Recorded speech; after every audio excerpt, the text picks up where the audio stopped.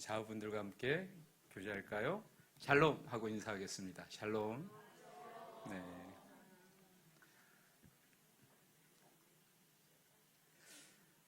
힘을 빼야 잘 되는 운동이 있습니다. 물론 수영도 있습니다. 네. 대표적으로 세 가지 예를 들 수 있는데요. 그 첫 번째가 야구입니다. 이유를 설명해 드릴게요. 두 번째는 골프입니다. 세 번째는 격투기입니다. 이 세 가지 운동의 공통점은 전신을 사용한다는 거예요. 그 말은 우리 몸의 인체에 있는 모든 관절과 신경이 함께 움직이는 운동이기 때문에 그렇습니다. 그렇다면 힘을 주면 어떻게 되느냐? 부상 위험이 큽니다. 야구나 골프는 타격이 있기 때문에 멀리 보내는 거겠죠. 그리고 격투기는 상대방을 제압하기 위해서 힘껏 때려야 될 겁니다. 우리의 인생도 그렇습니다. 힘이 빠질 때가 있어요. 여러분, 그 클라이머들이 등반을 할 때에 반드시 하는 안전장치가 있습니다.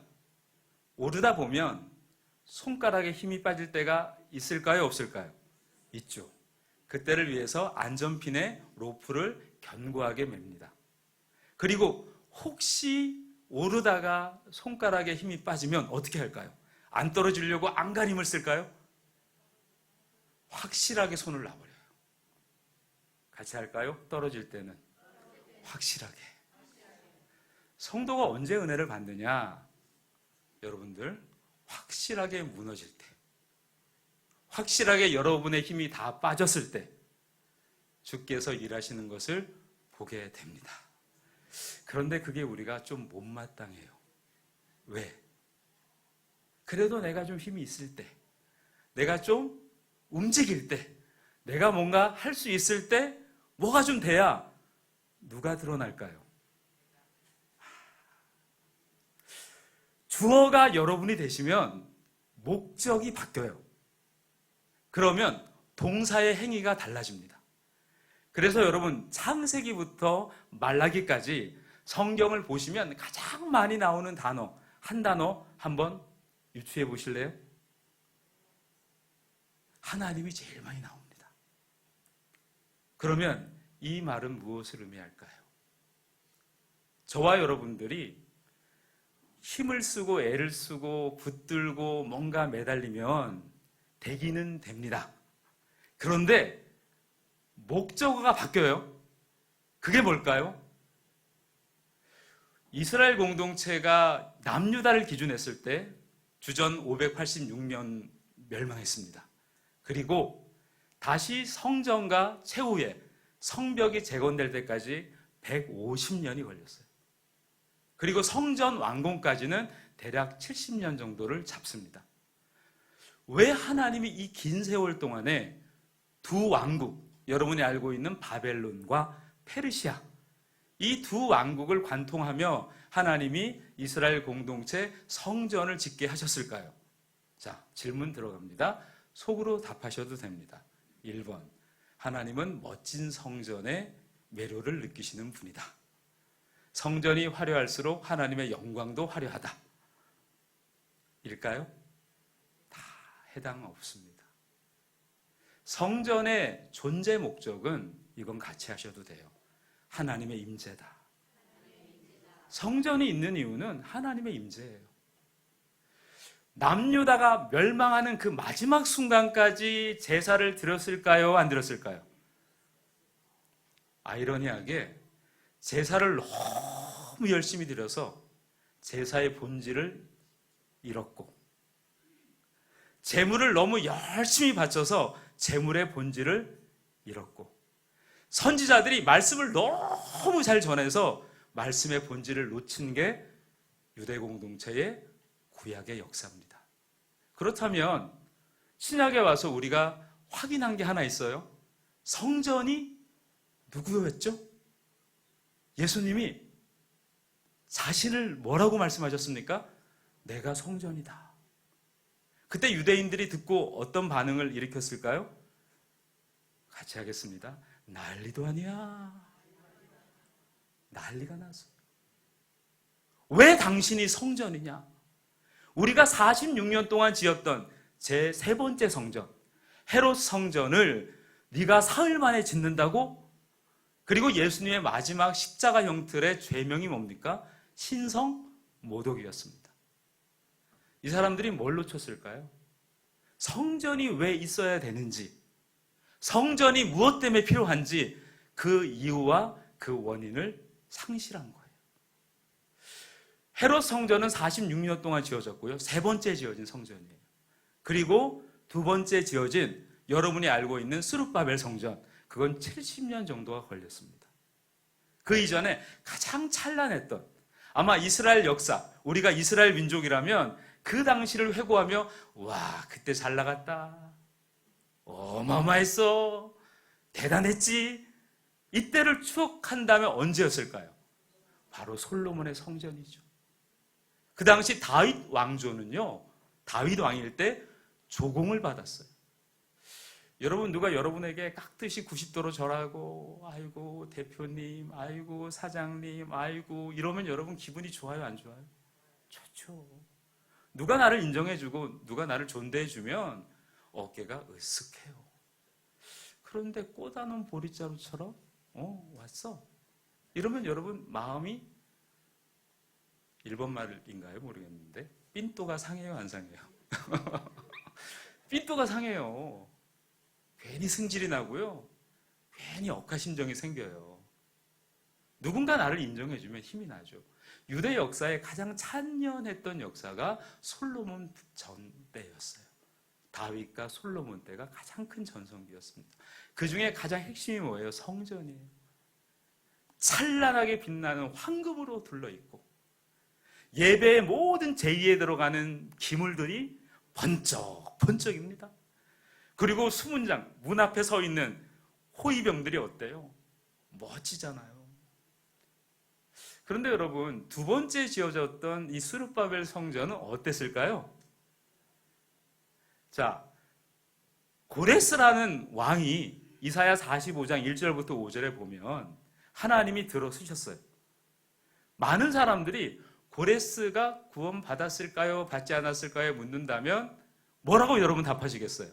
하나님이 쓰셨으니까 구원받았을 거야 라고 말씀하겠지만 45장 5절 4절에 보면 너는 나를 모르지만 나는 너를 안다.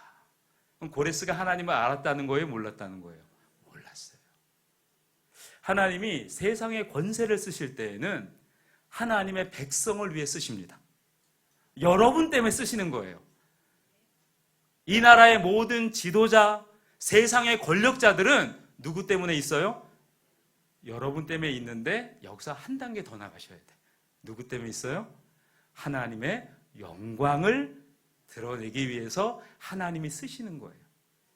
그래서 여러분 혹시 대통령이 되지 못해서 섭섭해 하시거나 금배지를 달지 못해서 아쉬워하시거나 세상에 크게 호령 못해서 여러분 낙심하지 마세요. 하나님의 영광은 거기에 있지 않아요. 심지어 여러분, 고레스가 칙령을 반포했죠. 돌아가서 이제 성전을 재건해라. 그 성전 재건의 의미는 이스라엘 공동체에게 어떤 의미였을까요? 이제 솔로몬의 그 찬연했던 그 영광을 우리가 혹시 되찾을 수 있을까 하고 갔어요. 갔는데 일단 뭐부터 난관에 부딪혔을까요? 같이 할까요? 돈이 없어. 돈이 없어. 좀 불쌍하게 할까요? 돈이 없어. 너무 가난해.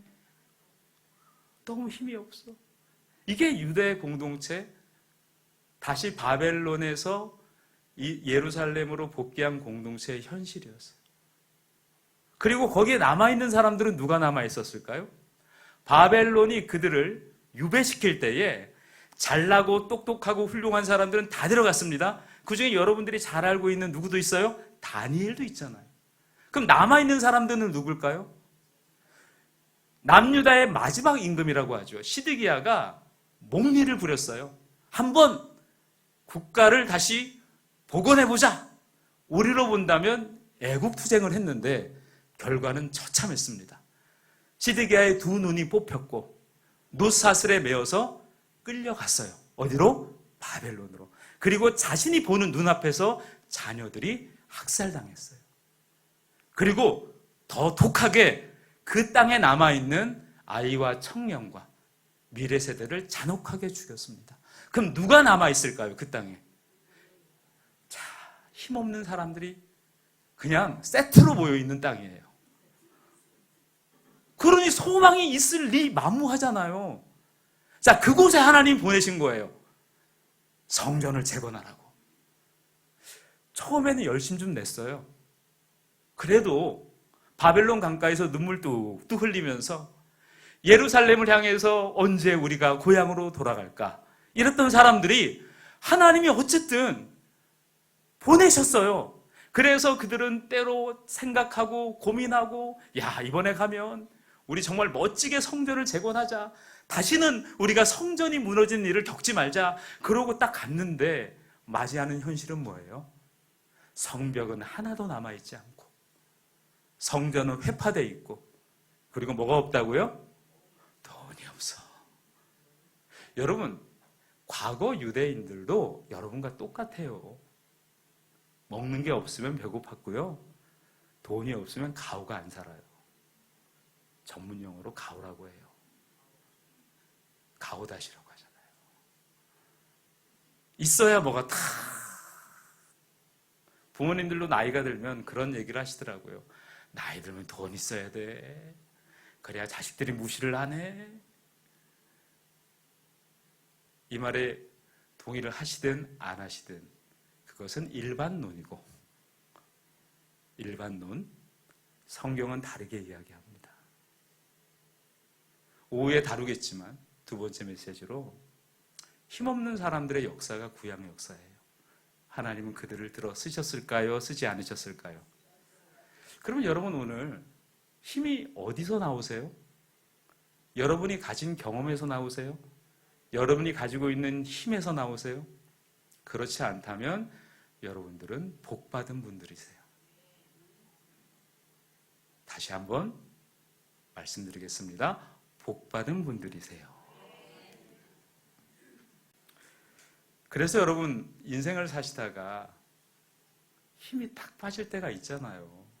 기대했던 게 이루어지지 못했을 때, 바람이 이루지 못했을 때, 또 예상치 못한 일이 일어나잖아요. 여러분, 모든 인간에게는 세 가지 인생의 난제가 있어요. 첫 번째가 뭘까요? 평생 우리는 어디에 결핍을 느끼고 살까요? 육체를 입었기 때문에 물질의 결핍을 입고 살아요. 어떤 분이 그러더라고요. 아니, 돈이 많은 사람들은 결핍이 있을까요? 있어요. 엄청난 결핍이 있어요. 더 많이 가질 수 없어서. 내가 수중에 2천억밖에 없어. 내가 1조를 벌어야 되는데 실제 그래요. 실제로 그래요.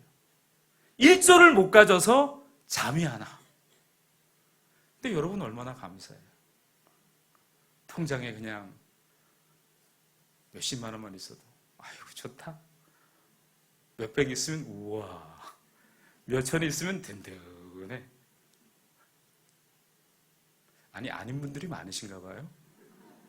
뭐 천억대를 희망하시고 뭐 조 단위를 희망하시는지 모르겠지만 저 같은 서민들은 약간만 있어도 괜찮더라고요.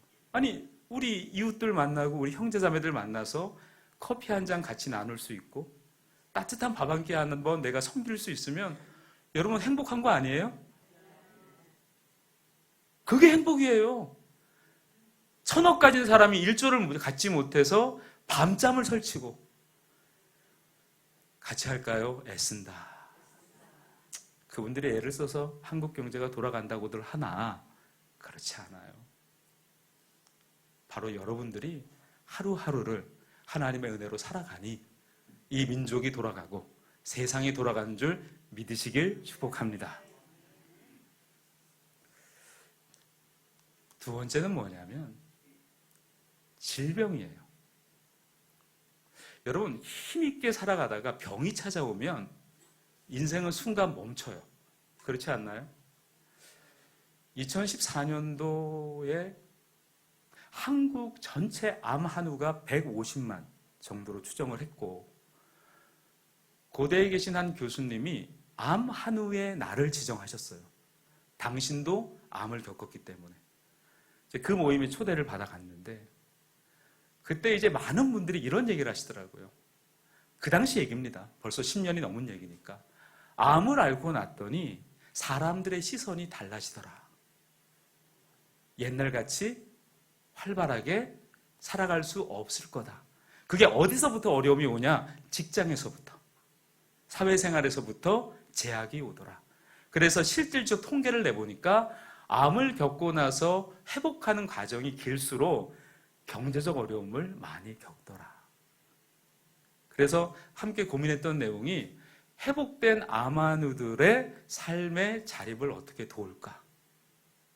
그 기억이 납니다. 여러분, 150만보다 지금은 더 늘어났을 수도 있어요. 왜냐하면 진단검사 기법이 좋아져서 옛날엔 암인 줄 몰랐는데 요즘 병원 가면 암이야. 알아도 병, 몰라도 병. 어쨌든 병은 인간의 삶을 멈추게 해요. 여러분의 인생에도 그런 날이 왔거나 오거나 올 수 있어요? 있죠. 그래서 우리가 아픈 분들을 보면 이분만이 특별하게 아픈 게 아니에요. 그 아픔은 나에게도 올 수 있어요. 얼마든지 올 수 있어요. 그래서 병든 자를 위하여 우리가 기도하는 거예요. 왜냐? 의인의 간구는 역사하는 힘이 커요. 그래서 우리 예송공동체에 혹시 이 시간에 질병을 가지고 계신다면 함께 기도합니다. 우리가 위로의 말로 기도해 드릴게요가 아니라 정말 기도해요. 그러니 여러분 힘을 내시기 바랍니다. 그리고 하나님의 계획을 보십시오. 최근에 모야 병을 앓고 전성기를 달리다가 인생의 정점에서 멈춰버린 자매를 만났습니다. 화려했던 날, 화려했던 순간이 한 번씩 떠오르면 눈물이 왈칵 쏟아지겠죠. 그리고 그것을 보는 부모님들은 얼마나 마음 아파하겠어요. 제가 다른 것은 알 수가 없고 사실 아픈 분의 그 아픔을 대리할 수 있을까요? 그거는 아픈 사람만 알아요. 그거는 안 아픈 사람이 얼마나 아프시겠어요는 위로의 메시지지, 아프고 그 투병의 시간을 보내는 건 참 고난 그리고 지난한 일이에요. 그리고 이게 언제 끝날지는 몰라요. 그래서 항상 의사 선생님 만나면 기대하잖아요. 완치됐습니다. 그 소리를 듣고 싶잖아요.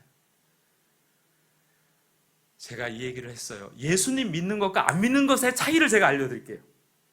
자, 예수 믿는 사람은 병에 걸릴까요? 안 걸릴까요? 라고 물어봤어요. 그랬더니 이 자매가 너무 똑똑해. 걸려요. 그러더라고요.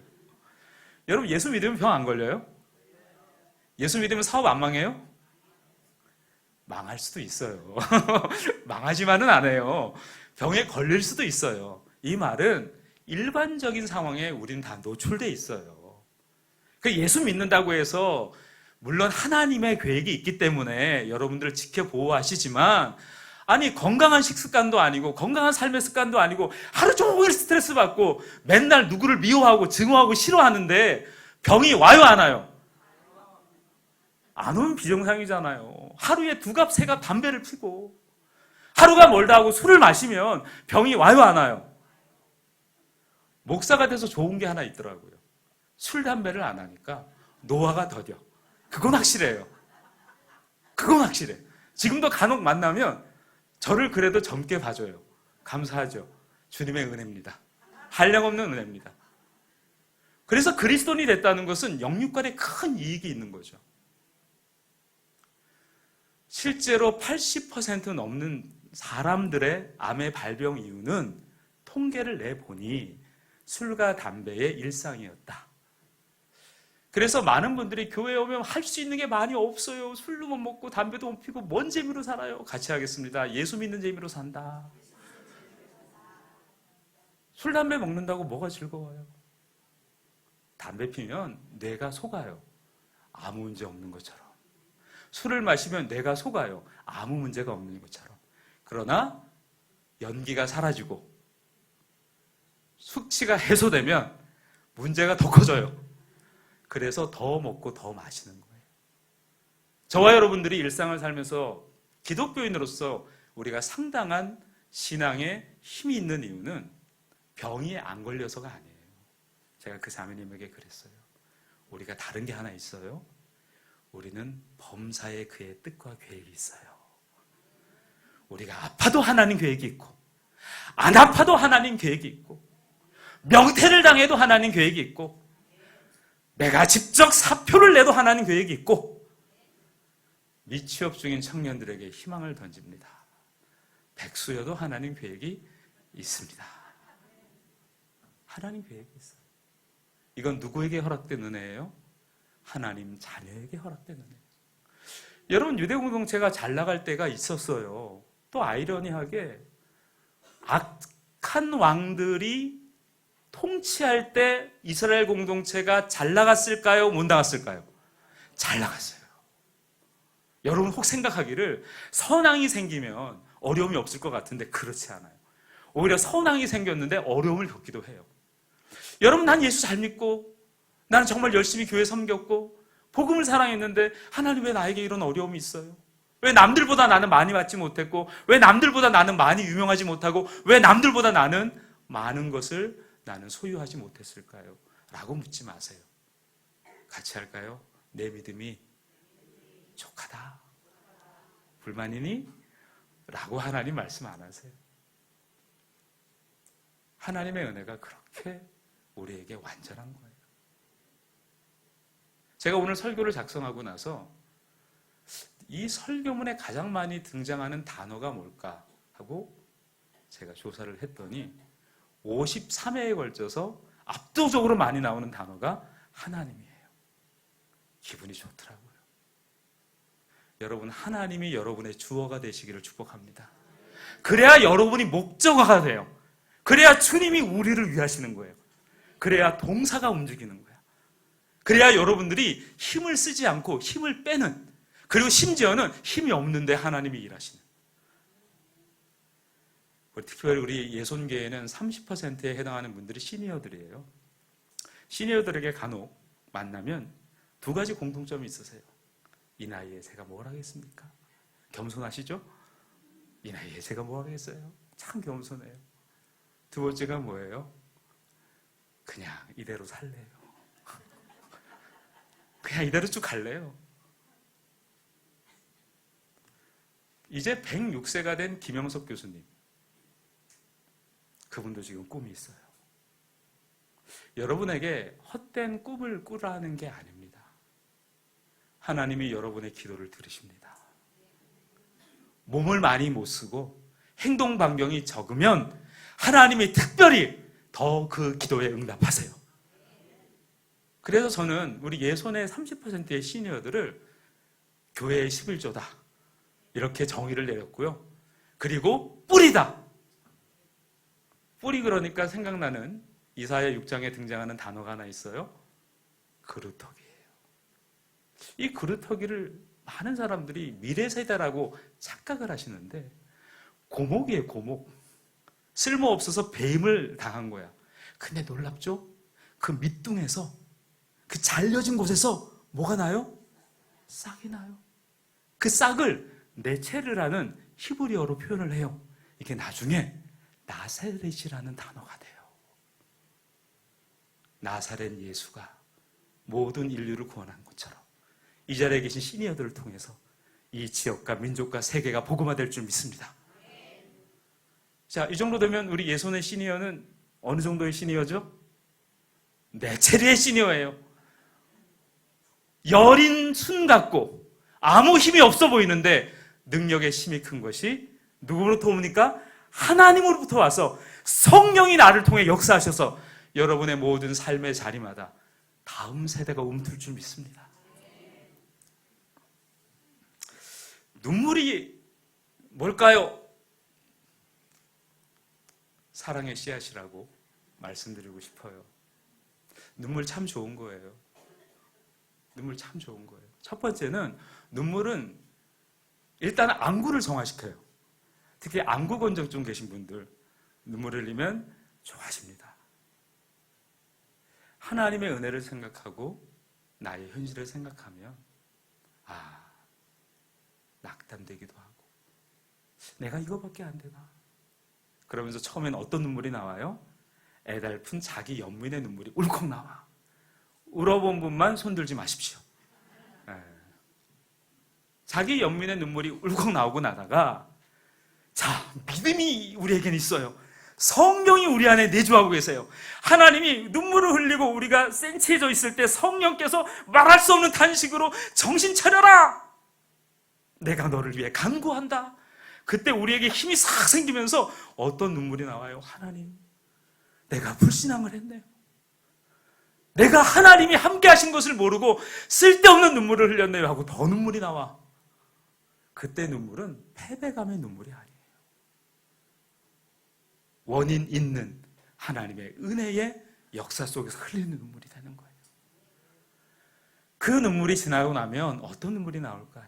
하나님, 내가 이렇게 건강하지 못한 것도 감사합니다. 내가 이렇게 연약한 것도 감사합니다. 하나님, 내가 많이 가지지 못한 것도 감사합니다. 모든 것이 하나님의 은혜입니다. 이 감사의 눈물은요, 같이 할까요? 막을 자가 없다. 그리고 우리가 힘을 얻는 거예요. 저는 그리스도인이 거기에서 멋지다라고 생각해요. 제가 누누이 말씀드리잖아요. 여러분의 어떤 사회적, 경제적, 관계적 성과 그렇게 너무 연연하지 마세요. 제가 늘 말씀드리지만 걷는 사람 위에 뛰는 사람 있고, 뛰는 사람 위에 날아다니는 사람 있고, 날아다니는 사람 위에 누가 있을까요? 미친 분이 계세요. 못 이겨요. 여러분 정말 돈 벌고 싶으세요? 돈에 미치면 돼요. 유명해지고 싶으세요? 미쳐버리세요. 그런데 우리는 미치면 안 돼요. 하나님께서 우리에게 주시는 지정의를 통해 하나님의 영광을 바라보며 우리는 한 걸음 한 걸음 내디디며 우리와 우리 자신과 우리 주변을 살펴 살아가야 되는 거예요. 여러분 스가랴 4장 1절부터 6절에 보면 어떤 내용의 말씀이 있냐면 1절의 내용입니다. 내게 말하던 천사가 다시 와서 나를 깨우니 마치 자는 사람이 잠에서 깨어난 것 같더라. 스가랴가 간절히 기도하고 있었을까요? 자고 있는데 하나님이 역사하신 거예요. 이 말씀의 의미가 뭘까요? 우리의 행위나 공로가 선행되지 않는다. 하나님이 먼저 역사해 주신다. 그러니까 여러분, 자꾸 우리는 우리가 하나님께 무엇을 했기 때문에 하나님이 그 보상으로 얹어주신다고 착각을 하시는데 그게 조건이 안 맞는다니까요. 예로 아이가 200원짜리 장난감을 갖고 노는데 부모가 용돈을 주고 싶어. 근데 그냥 주면 안 될 것 같아. 야, 이거 나한테 주면 내가 10,000원 줄게. 근데 아이는 좋아요, 안 좋아요? 좋죠. 줘요. 그럼 아이는 무슨 생각을 해요? 200원짜리 장난감이 10,000원의 가치가 있다라고 뭐 하고 있을까요? 착각을 해요.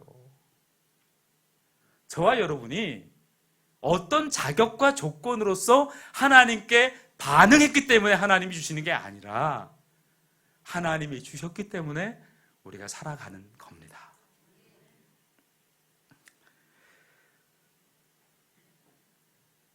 (4장 6절에) 이런 말씀이 있습니다.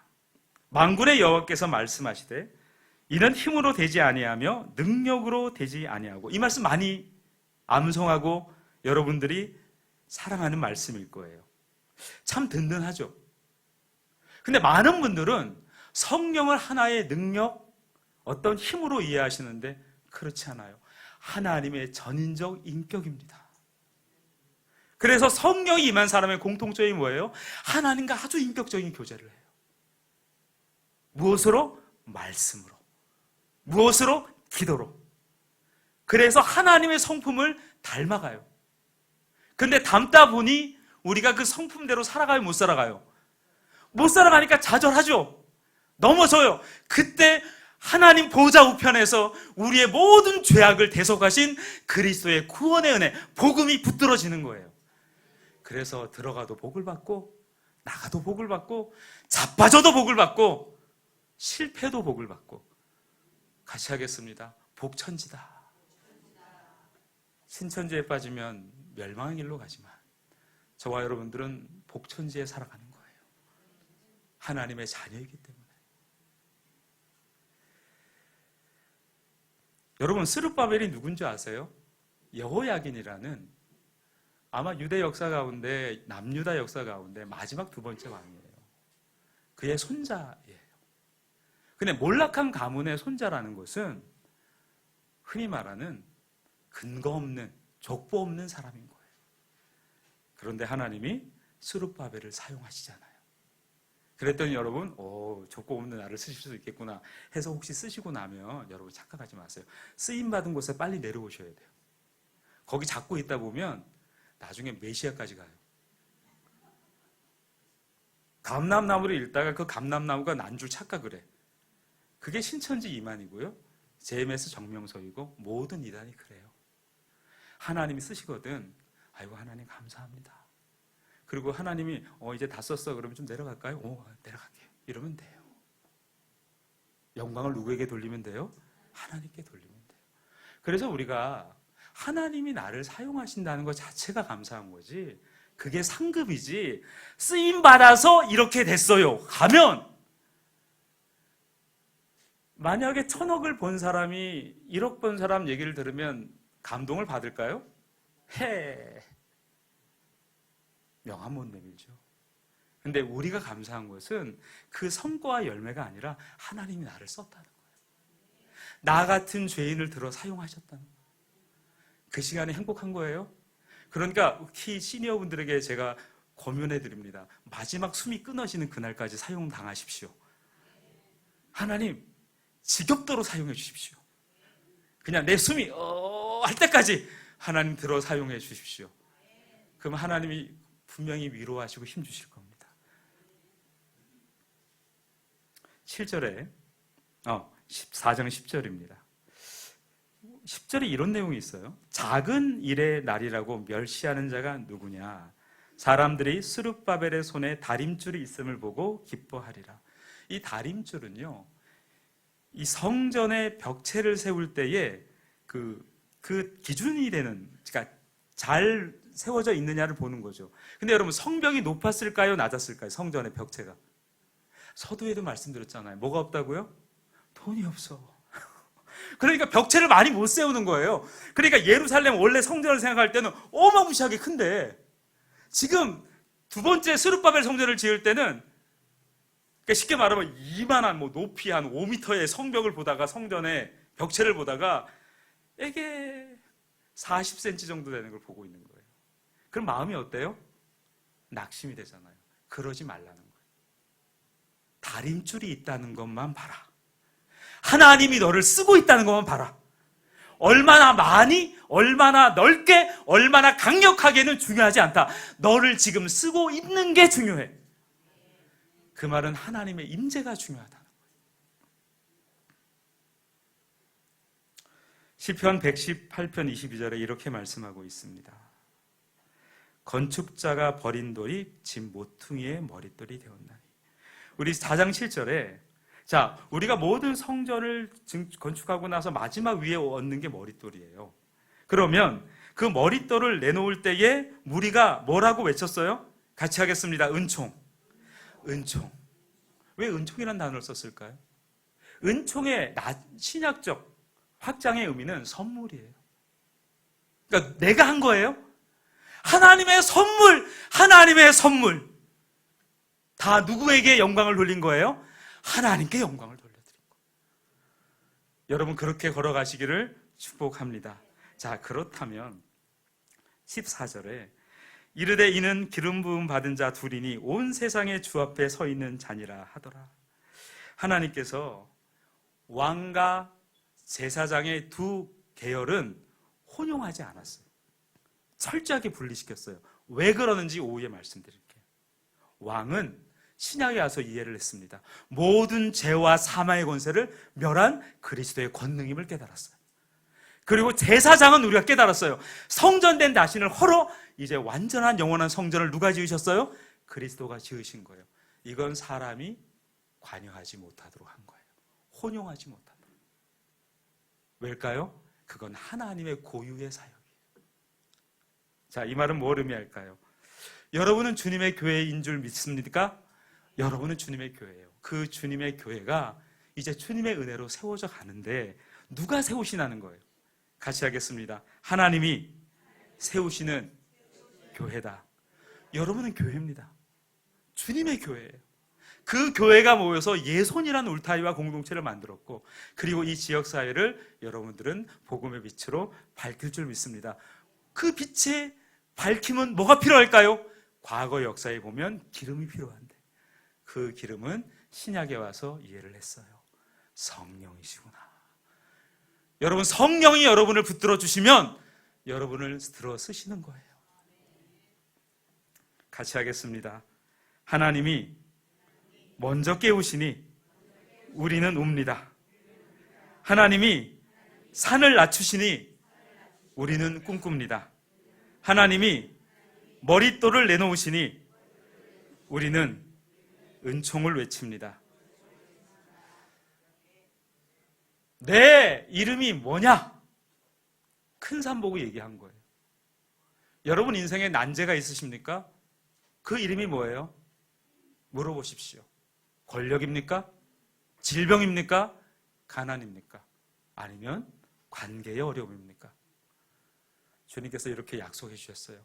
평지가 되게 해줄게. 같이 할까요? 평지가 되게 해줄게. 자, 우리가 설교를 다 들었어요.